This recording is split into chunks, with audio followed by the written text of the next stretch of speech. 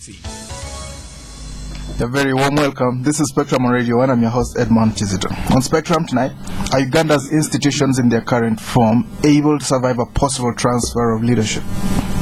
Institutions in Uganda are currently under siege, you could say. Parliament is weighed down by committees investigating corruption on oil, education and compensation claims. In the meantime, they're also awarding themselves 3 billion shillings for new cars and fending off demands, or trying to fend off demands, for a 19 billion shilling supplementary budget for State House. The judiciary is also being tested by the various charges of treason and incitement of violence brought about by the walk-to-work protests and strikes by various disgruntled stakeholders in this country. The Electoral Commission is still being dragged to court over elections that happened over a year ago. The Ministry of Health is increasingly looking unable to provide even the most basic health care to many Ugandans, with reports of ailing health centers coming in. Captain Mike Mukula, a former health minister, also member of parliament for Soroti municipality, recently pledged a part of the 103 million shillings he was given to buy a new car to help Soroti Hospital. He says he did it because he was shocked by the state of, particularly the maternity section in that hospital. Also, members of parliament on the Defence and Internal Affairs Committee recently queried the promotions carried out by the Uganda People's Defence Force. They actually queried the way some of these promotions are carried out. Now, some people think Uganda is currently at the crossroads, and with an impeachment process launched yesterday against the president, many say the quality of national institutions is now being tested. Our guests tonight, Colonel Felix, Ministry of Defence and UPDF spokesman. You're most welcome, Colonel Kulaigye. Thank you, Edmond. Good evening, dear listeners. We're also joined by Honorable Jude Mbabali from the Democratic Party. He's the public relations manager of that party. You're most welcome, Honorable Mbabali. Thank you, sir. Colonel Kulaigye, some people think Uganda is at a crossroads, facing a test of institutions. Do you agree with this? No, I don't. In fact, what we are going through, in my view, is the growth of democracy. We may be expecting too much too early. None of the institutions or the countries we are copying from have been democratic for over 300, 400 years. We have been independent for about 50 years now. 24 of those were of guesswork. Institutions, actually decapitated state is what we inherited at independence. You have individuals who had never tested leadership being given power. You had a military that was half-baked, then and half-baked and sat on by the colonialists. I remember officers were not being called Afande, they were called Effendi. The Muzungu did not want, the Muzungu NCO did not want to call an African officer Afande. And Afande is a Swahili word for sir. So, you have institutions that are actually young in age, and yet that have suffered falls, that have suffered disruptions. So when they are faced with such situations, in my view, they have actually been resilient to withstand the test of time. For example, we are in the 9th parliament. I would have felt parliament is failing if, for example, we had the parliament dissolved along the way. We have not had that situation. I think it was once or twice that we had a standoff between the parliament and the executive. Once or twice. And even that was resolved amicably. So, but first of all, for listeners to appreciate what we are discussing, could I, maybe for 1 or 2 minutes, delve into what I understand by institutions? Yes. Institutions create a nation, by the way. The test of political institutions is the condition of the country whose future they regulate. The condition of the country whose future they regulate. So the institutions in mass, they are a mirror of the objective reality. Not the idealistic reality, but yes, the objective, what is existing. Right. An institution is the length in the shadow of one man. The person who starts that institution, or the person in leadership, becomes inevitably the shadow of that institution in the long term.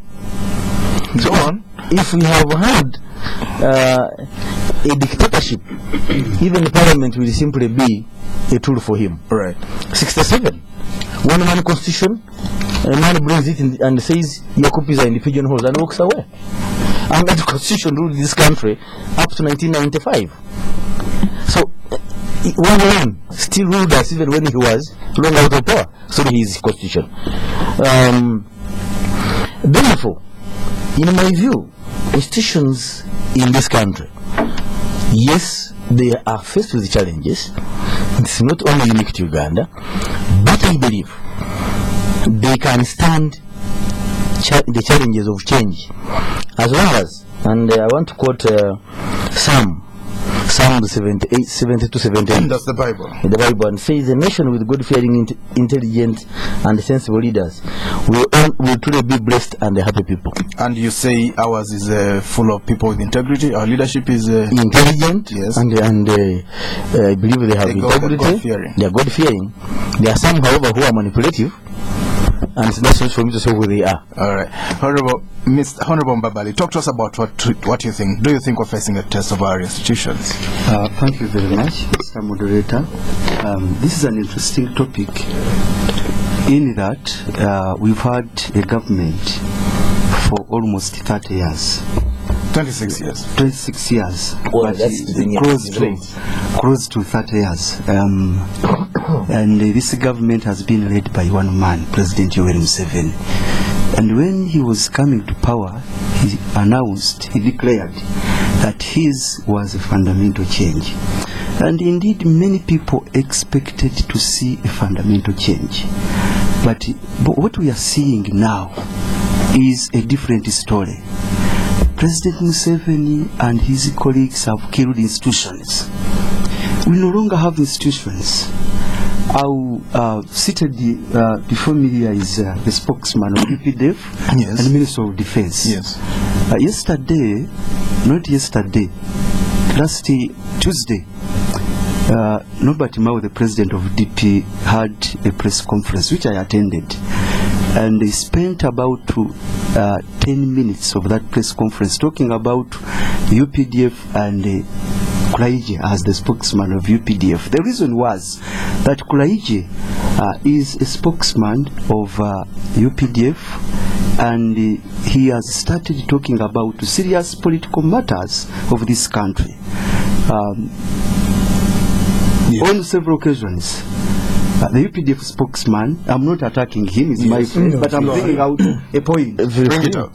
Has always taken it upon himself to come and comment on serious political issues. He's supposed to be neutral. He's supposed to speak for UPDF and probably Minister of Defence. But when FOC, there are FOC demonstrations, you see him talking about it. Yes. When imaginary rebel groups come up, when politicians think they are being scared and threatened by FOC, then they should talk about a rebel group somewhere. He comes and says rebel groups are emerging. And Honorable Norbert Mao told the press that this is not proper. UPDF spokesman should respect the institution he's speaking for. He shouldn't enlarge this institution, right, which is actually somehow growing towards the norm. But so many things are still lacking. The army commander himself, because an army is a very strong institution in countries, especially that are developing democratically. The army commander somewhere declared that he was going to crush FOC demonstrators. That is not proper. Right. The work of crushing demonstrators, no, I should not even use the word crushing. The work they have to be crushed. It has to be for the police, isn't it? Okay, yeah, police, exactly. Right. So that institution is not behaving proper. Look at the constitution of Uganda. What are the rules of the army? They are very clear. So they are not following the rules of the army. Then when we go to parliament, protecting national boundaries.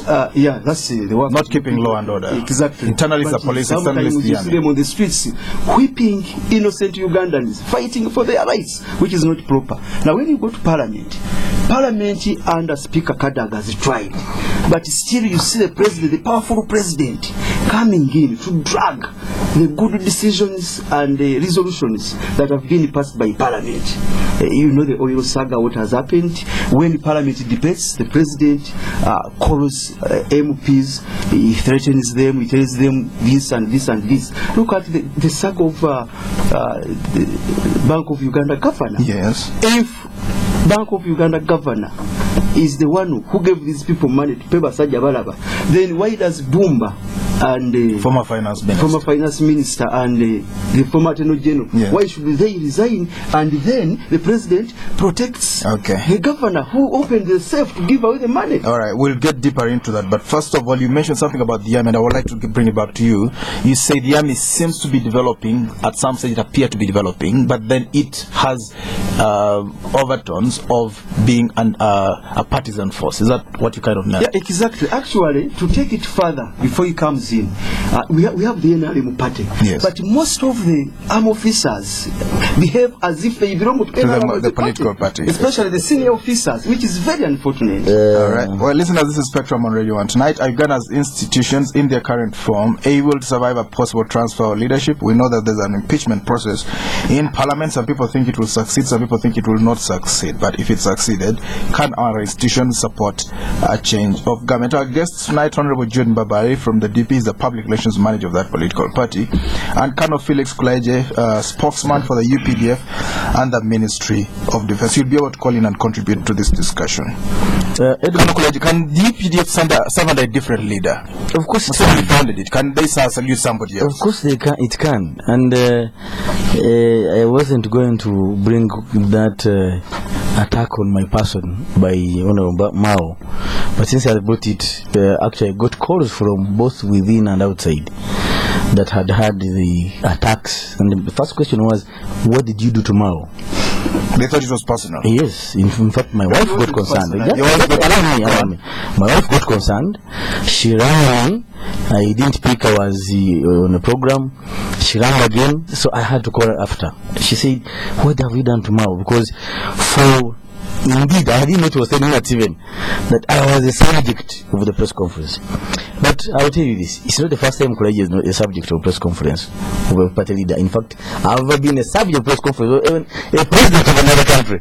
So for me, that doesn't scare me. But I think I would like to go to what Joshua says in the book of Joshua, chapter 1, verse 7. You want to preach to us tonight? No, I'm a strong believer. Not an open Bible, but you can go on. Yes, it's not open the Bible, but some of the things back my way of doing things. I don't act out of the blue. Go on. I always invoke the Spirit of God. The book of Joshua. The book of Joshua, chapter 1, verse 7 says, just be determined, courageous, confident, and make sure that you obey the whole law. For us, as UPDF, we must follow the law. Therefore, when, for example, individuals have been arrested involved in activities that are subversive, all subversive activities in a country, that is contravention of the Constitution. Actually, it's a threat to the Constitution. Yes. And then the threat to the constitutional order becomes the subject of the military. Because when I take my oath as a soldier, I swear to defend the Constitution of the country. So all the threat of the Constitution becomes my subject. Yes. Number two, he refers to FOC. Taxis have been demonstrating. Has anybody heard my comment? Go on.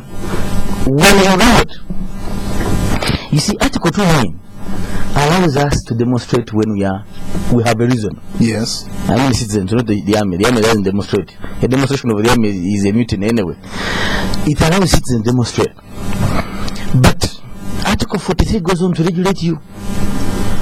But as you enjoy your rights, you must not endanger public order or impeach or interfere with the rights of others. Yes. Now, when you riot, you are not under Article 29 anymore.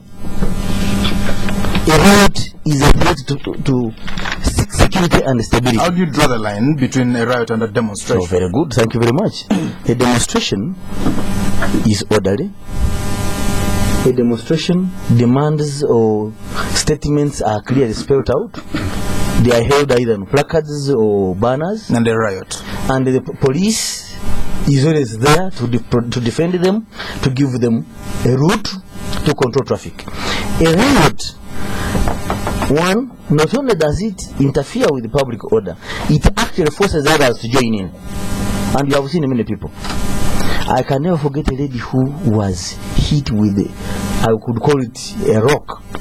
And out of shock, she drove to her house and collapsed. Up to today, that lady can't speak, and she was the sole breadwinner for her family. That's what I'm talking about. So the army cannot keep quiet. We can't. A government that cannot defend the people and their property is useless. All right, we'll hold you for accountable on that. You've put on the record. The army comes in and you feel the constitution has been threatened, even by demonstrators. It could be university students or border not demonstrators. They begin to riot. When they begin to riot, the police calls us. We don't invite ourselves. No. We know you're providing security for police stations. Edmond, that's all right. Edmond. He also quoted my boss, the Chief of Defence Forces. Yes. And you see, it's always important, my brother Jude, to use the right words, not to twist them to suit our purpose. General Ronda said, if people are aggrieved, there are established procedures. Parliament is there. If you're not happy with Parliament... Okay, I think you've belabored that point well enough. No, wait. Please. We are on the defense line. Go on. Parliament is there. If Parliament is not satisfied with it, the courts are there. But if people are rioting and the police calls us, we shall support them seriously. We don't give them good support. Right now we're protecting their barracks, some of them. The word crash is an invention by Jude, and I would request him to withdraw it because he didn't use it. All right. Talk to us about it. Would you salute another leader if we had a change of government tonight, for instance? Twice I have saluted retired Dekan, which is a BCG. So the other can summon a new leader? Yes. And wait a minute.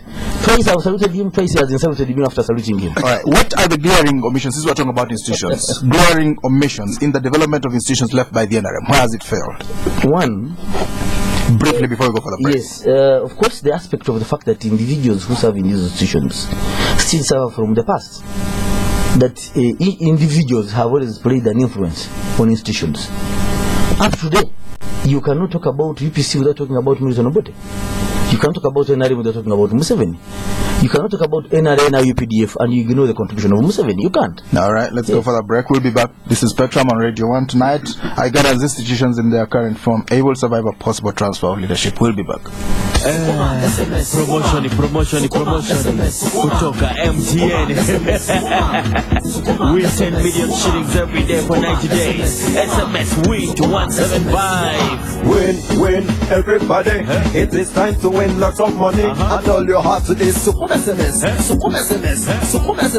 Big up MTN for this promotion. Chino Chifufu. Win 10 million shillings every day for 90 days. Simply SMS WIN to 175 to play and win. MTN Sukuma SMS. Terms and conditions apply. MTN. Everywhere you go. John, Mike and I, we go back a bit. We knew John at the beginning, working for someone else. But he was different. He had vision, saw opportunities. He started working towards his goal, opened his own garage, and worked, learning the hard way. His reputation spread. Trust, consistency, quality. Soon people were coming to him from all parts. He made himself and his whole street prosper, and also helped friends, seeing potential in people and helping them on. But John never shouts about all his success. He's just who he is. Special. So here's to men like John, who make a difference, who enjoy Nile Special, the rich, satisfying taste from the source. Nile Special. You've earned it. Not for sale to persons under 18. Spectrum on Radio 1 FM 90 is brought to you by Stanbic Bank. Welcome back on Spectrum tonight. Are Uganda's institutions in their current form able to survive a possible transfer of leadership? Our guests, Felix, kulaigye, Ministry of Defence and UPDF spokesman, that's the National Army. Also Honorable Jude Mbabali, Public Relations Manager of the Democratic Party. You'll be able to call in and contribute to this discussion at some stage. Honorable Mbabali, do you think the NRM is interested in building leadership? He's given us his own description. It might not be very accurate. Do you think the NRM is interested in delinking individuals from institutions? I would say no. Reasons: one, I will still take you back to the army. The army is an important institution, and once issues are not resolved with the army, then you know you can have problems anytime. Our army has not been linked from the NRM party. On several questions, I have seen another senior army officer, General Tumwini, making serious comments about NRM delegates conference, about NRM being in power for so many years, and that is in contravention of our constitution. We have advised President Museveni that we no longer need army representation in parliament. The president has insisted that we need army representation in parliament. But the moment you have army representatives in parliament, then they have to take sides. If they don't participate in the debate because they say they are neutral, they are just watching politics, they learn, then they go and protect the country when they know what goes on at the political arena. But that is not proper. So I think President Museveni, the fundamental change he promised, for example, he promised to reform the army, but the army, he has not delivered on that. He has not delivered at all on that, apart from keeping these soldiers in barracks. But you see, they come some out. of them are now out. They are protecting some of our police stations. No, Colonel Kulaigye has providing just important security that to police. Once they see people abusing other people's rights, then they come out. When by the police. Wait a bit. There is a proper procedure in the constitution. There is a proper procedure in the constitution. How the army is called upon. It has not happened before. They just come in with the sticks and start equipping. Maybe a phone call. Maybe someone says that that's proper. No, there are situations that warrant the intervention of the army. Jude, can I inform you?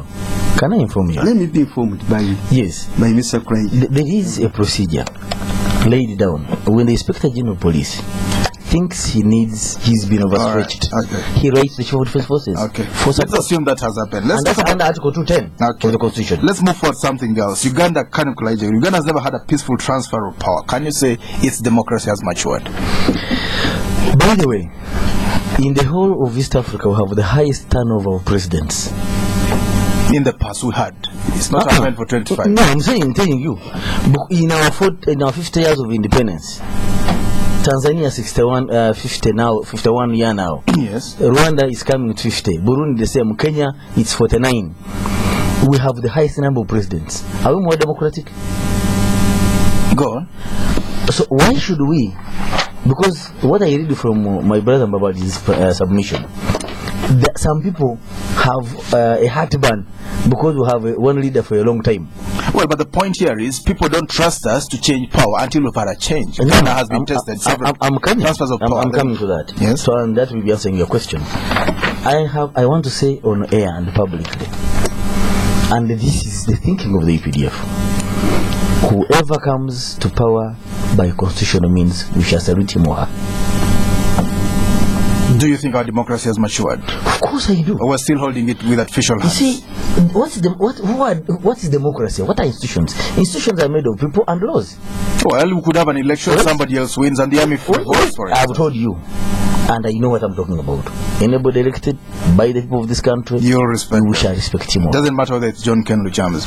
John Mbabali, let's talk about the NRM. Give us your own analysis. Where do you think the NRM, if they left power tonight, what are some of the credits that you would give them before we talk about something else?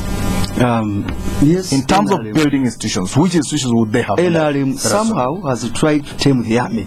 I'm using the word taming, but taming does not mean that you have solved the problem, but you have tamed. So the army is now tamed, and I think the public appreciates that. Then two, the NRM. I didn't know you were here. The NRM has tried to put into place laws, many laws that are good. For example, the constitution. Our constitution is okay, apart from the fact that the president again gave himself a lot of powers. Actually, he controls each institution. He controls virtually each institution. Let it be a ministry, let it be Makerere University, let it be what. Okay. He's so powerful. That's a weakness. Okay. So I would credit him for that. But again, he has some disclaimers. Exactly. Then three, as the president himself has tried to behave as a civilized president in certain situations. Sometimes he goes out of control. Sometimes, yes, it happens. Go on. He goes out of control. But he has tried to behave as a president. But at the same time, I wouldn't credit him because he has been able to crush some institutions that are very important. Which ones has he destroyed? For this country? For example, cultural institutions are very important institutions. Well, he restored them, 1993. Yeah, he restored, but again, he gave one to exactly. You know, for example, what is happening in Uganda. Uganda is under serious threat because the president has declared war against Uganda. Several occasions. Let's talk about something else. Something we can quantify. He was in parliament. Now let me qualify my statement. I watched him on TV. He was in parliament and said, I have now declared war against those who are against us, especially those who are rioting for Uganda and Uganda as an institution. He did it. No, I object because that's not correct. He has already said there are elements, there are individuals who think they have the Kabaka more than he does. Okay. And that one, I'm not let's leave it on the side. Let's talk about something else. I would like you to give us your own assessment. Where do you think you come from the government? Where do you think the government has failed in building institutions? In my view, I think it is we the individuals in the various institutions. Let's talk about the government itself. Yes, I'm talking, of course, government is made up of institutions. Institutions are made up of people. Government has tried to build institutions, but some of the individuals in these institutions do not perform to the expectations. They are not supposed to strengthen them. When the parliament stands on its feet, has the president dictated terms? The answer is no. And that's why even I said you have not had an impasse between the executive and the parliament. The judiciary, I'm surprised the Honorable Jude does not even bring out that. Government has lost many cases in the judiciary, in the courts of law. We have not seen any government institution coming up to disrespect a court ruling. We have not. We saw the black members. Yeah, that's a good incident. I think some people still think they were dreaming. It was a bad dream. I think the incident that happened at the High Court on that day of November 2005 was regrettable, and we have not had it happen again. That's good. All right. Yes, but I want to say this very briefly, that leadership, in the simplest definition, is a leader is someone who has followers, and the performance of institutions depends on their leaders. This we can't separate. Yes. Now I want also to add that leadership is the ability to establish standards and minimize and manage a creative climate where people are self-motivated in those institutions. Yes. You create a climate whereby the individuals in those institutions can think out their talents, think out and develop them. So, individual Ugandans in these institutions we have performing the expectations. We'll answer that question. I'll ask you to answer that question. But first of all, do you think there's a will to fight corruption? Talk to us about that. In actual fact, I would dare say on the continent, we have the strongest will to fight corruption in this country. Mr. Honorable Mbabali, are Uganda's institutions being supported broadly, but also about corruption? Do we have good support? I don't know, 1 minute. I want to say, if you can see head of state subjecting himself to pack of parliament, yes, then which other accountability are you looking for? Talk to us about that. Thank you very much.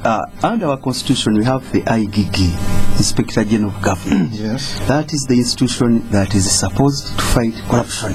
Yes. You know very well that President Museveni has not appointed a substantive person, a substantive IGG of an acting man, and that is intended not to give this man full powers, because if he remains in acting capacity for now almost 4 years, he is also not sure he may go any time. So that means President and the leaders of our country today are not committed to fighting corruption. I was following President Museveni during his rallies in the recent parliamentary presidential elections. Yes. Wherever he would go, the starting point was, I am back to ask for votes and I'm going to fight corruption. I have realized the problem of Uganda is now corruption. He would declare everywhere. But you see what he's doing? He's doing actually, he's performing to the contrary. He has not done anything.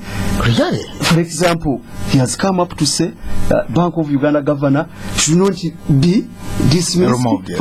He should not resign because he is a strong NRM supporter, and once he goes, NRM. That's what for you, you don't hear these things because you are not a man. You're not supposed to hear what goes on politically, but this is what he has told them. And this proves to everyone beyond reasonable doubt that President Museveni and his government are not willing to fight corruption. Kulaigye, will this impeachment motion hold its ground? Before I answer that question, please, this can't go and challenge it. Very briefly. Sure, first and foremost, where have we come? You remember, you asked a question. Yes. Has the President Museveni professionalized the army? He said not at all. And for sure. Well, he gave some credit. He said some. He's given some. No, about professionalizing the UPDF, that's one I think I should answer. He has sent me away from the others. But I think in many aspects, our performance is above standard. You can see what we have done in Somalia, everybody is proud of us. And everyone is coming there. Wherever we have gone, people. I was in Nachivo today talking to youth. And they were saying, why don't you make the police be like you? Here. It was open. Journalists were there. The police has a worse human rights record. That's true. But even in terms of efficiency and performance, we have been better than many institutions. Now, do we see a willingness to fight corruption? If ministers can be censured or even asked to resign, the president could easily say, no, don't go. But a central bank governor, in case maybe Honorable Jude is not aware, the Minister of Finance has powers to instruct the central bank governor to pay. And when the Bank Act allows, the Bank of Uganda Act allows that to happen. And the Constitution says the governor is independent. He's independent, but once so there's a contradiction there. Unless he has a reason, he could say no because he could quote the Constitution. He can only say no. Can I? Excuse me. Allow you to. Fine, inform me. I want to inform him that it is true a minister can order the Bank of Uganda, but he's only supposed to release money where that money is sure is being released for lawful functions. Maybe talk about that another time. The bank of the central bank governor can only object to minister directive if the decision, if the instructions would affect the monetary policy. All right. Do you think this impeachment? We're running out of time. Do you think this impeachment process will succeed? No. Why? Because what are the grounds? The grounds are flimsy. Yes, the grounds are flimsy. Number one.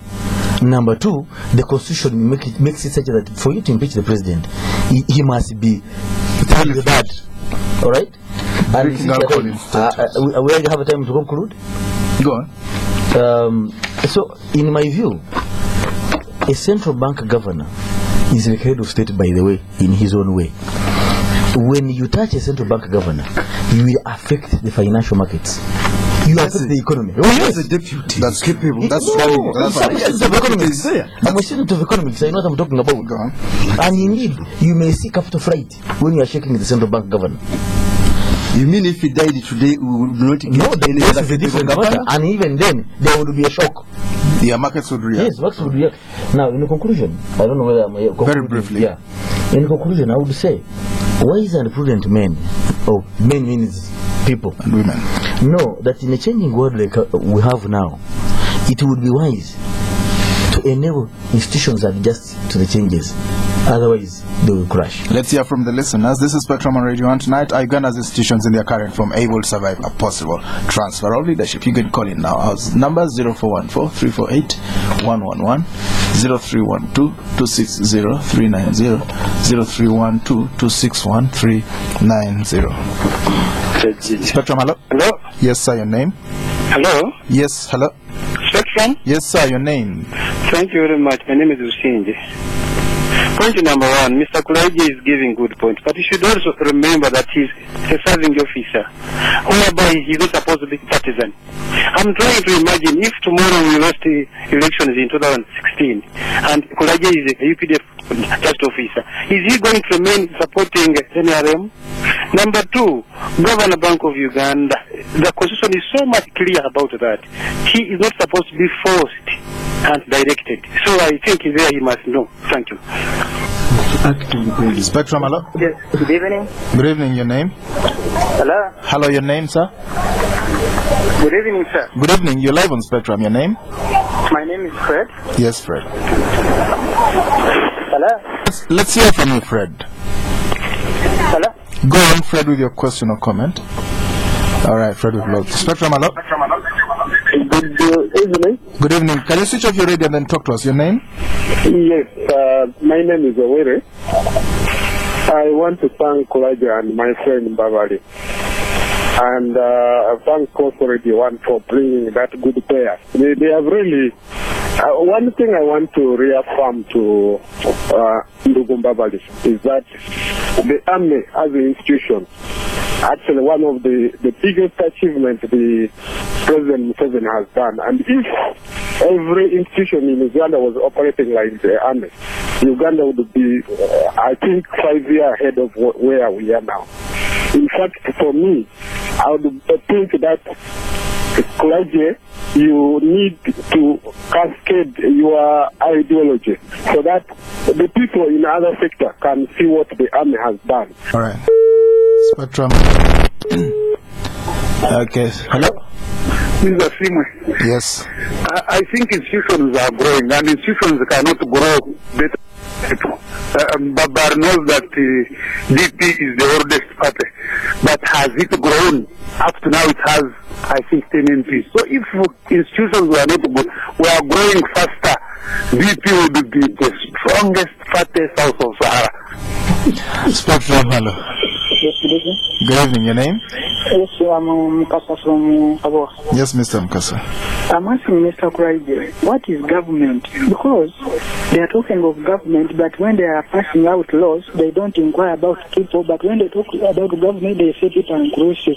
You look at this SIM card registration issue.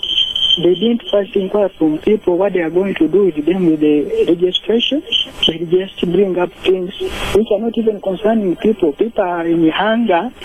They are in even inflation, but they are not talking about of that. They are on SIM card registration because of they want to for security reasons. Spectrum, hello. Huh? Hello. Hello. Yes, sir. Your name? So, this Moses. Marvis, yes? Moses. Moses, yes? Yeah, I'm just asking kulaigye, those they take Somalia, are they paying them salary, government and the other organization? Oh. Spectrum, hello? Hello? Good evening, Spectrum. Good evening, your name? Yeah, this is from Munguja. Yes, sir. I salute Mr. Kulaigye and Mr. Jude Mbabali, but really, when you analyze how this government has performed, you find out that defense has done well, and I think President Museveni deserves even to conclude his term because he has performed well. But they should, this motion of impeachment, I think he is really wrong, and they are trying to divert people from the real issues. Spectrum, hello? Hello? Please tell us your name and where you're calling from. Hello? Yes, sir, your name? I salute you in the name of Almighty Allah. This is Nani other than Segirinya Muhammad from Kawempe North Constituency. Mr. Kulaigye, I salute you. But my worry about Mr. Kulaigye is that Mr. Kulaigye, we have to President Museveni that Ugandan is tired of his rule. So what he has to do is that he has to go so that we can get another leader. That's why we are supporting these people, the Richams and the Otto, what they brought the impeachment. And we are now happy about that, and we think, we know that once upon time, Mr. President Yoweri Kaguta Museveni shall leave this country and we get another president. May God be with you, Segirinya. Spectrum, hello? Hello? Edmond. Yes, sir, your name? I'm AM as usual. Yes, AM. I want to salute the spokesman of his brother Jude. It's very wrong to say that the NRM government has not delivered. I think we should salute them for delivering. UPDF is one of the discipline institutes we have beyond even Uganda. Look at Africa. So there are some things which we have to work upon, but we cannot say we don't have institutions. All right, let's get back to the studio. Kano Kulaigye. I think he had one question, so let him answer his and then I can... Jude, go on. The DP, south of the Sahara, go on. The strongest party. I did not talk about the parties because indeed I'm not allowed to. You don't want to talk about Yes, values. Go on. that's good. Mr. Moderator, it's true DP is the oldest party, and the fact that it has been able to survive to this date. You know, President Museveni had a hidden agenda that those old parties should be killed. Actually, for the first 9 years of his rule, he was preaching parties are bad, DP is bad, UPC is bad. Now, he even enacted a law barring parties from carrying out their activities, but they have been able to survive, and actually the Democratic Party has been able to assist President Museveni to enact good laws. Most of the laws that we have, even the Constitution, it was a draft by the Democratic Party. This is good constitution we have. So when you looked at it, he adopted it. But you see, after was the Doki yes, that is true. But you see, the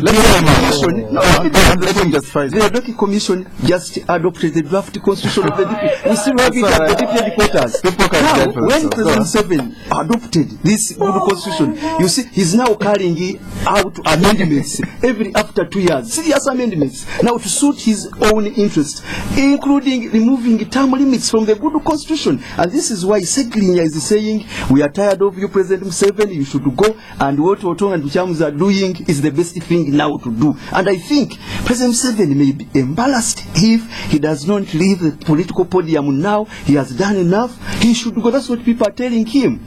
Kulaigye, you should resign tonight? No. In the coming government. Of course, me, I'm a national officer, but certainly I don't think anarchism is the best way to go. Go on. First of all, I think Mr. Singer should know I never anywhere mentioned NRM. I didn't, and I don't see why he should accuse me of supporting NRM. But certainly, I should also say, like the German philosopher said, Clausewitz, war is politics by other means. We are a political institution, but non-partisan. There should be a discernment between the two. Go on. Some people think we should be apolitical, not UPDF. Yes. Our origins are political.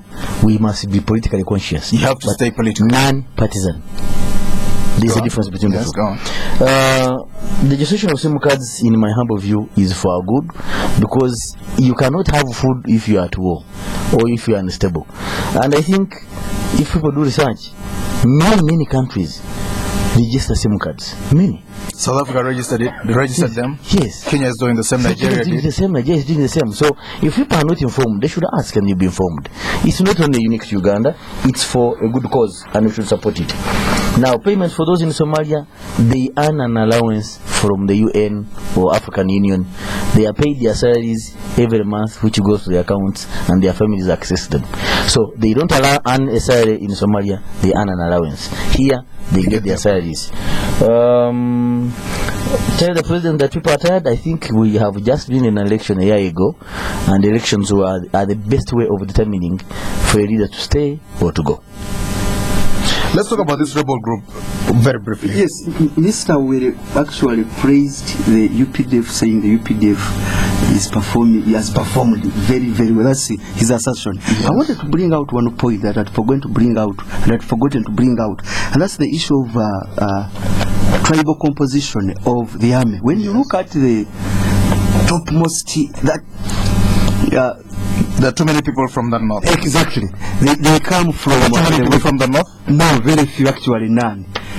Most of them come from the west, and that's a fact. I don't know whether it is by design or by coincidence, but that's a fact, and I think it is affecting very seriously the image of the army, and you should work upon it. Mr. Kulaigye, you are the spokesman, advise the president and the army council that the composition is not good, it's bad, and people think one tribe is being promoted at the expense of other tribes, and that can result into anarchy.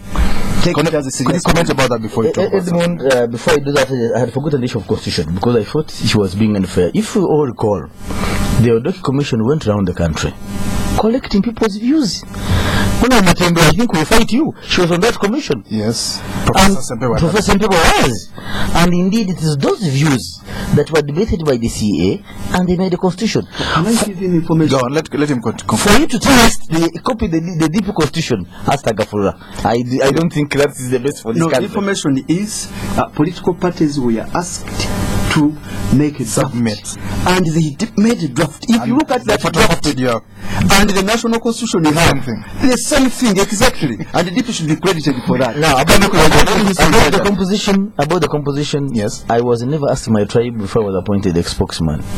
Actually, I was in a place called Wall when Brigadier Otema, then a Lieutenant Colonel, recommended me to the army commander that the best person to speak for us is there in the bushes of War. Here the man recommending me, Otema, he's recommending who? Kulaigye. So for us it's merit. Now you who look outside here, then you begin looking at the name, you begin looking at the nose. For us it's performance. Okay, for us we shall not look at the nose. Let's talk about this rebel group. This rebel group that has emerged. What do you think are the grounds for such a rebel group? Not just some individuals, of course, who indeed who have the thinking like that of Segirinya, and unlike Segirinya who debates on radio. For them, they want to take it further and they pick up arms politics by other means. And a government that does not defend itself, then it's not worth being in power. And the UPDF comment about go. Yeah, you see, I'm a spokesman. You should know that the constitution allows Ugandans to remove any government by use of force once they start behaving unconstitutionally. No. You bring the constitution. The constitution is the article, very important article. No, the article says power belongs to the people. Yes. And the constitution provides for means of removing power or a presidency or change of office. Impeachment. And it is either impeachment or an election. We have to go. Thank you very much, dear guest. Use of no. Ministry of Defence and the Army, the National Army, the UPDF. Thank you for coming to Spectrum. Honorable Jude Mbabali from the DP is the Public Relations Manager in that place. Thank you for tuning in. I've been your host, Edmond. Thank you, dear listeners who called in. Spectrum will be back tomorrow. Up next, though, is the news in English.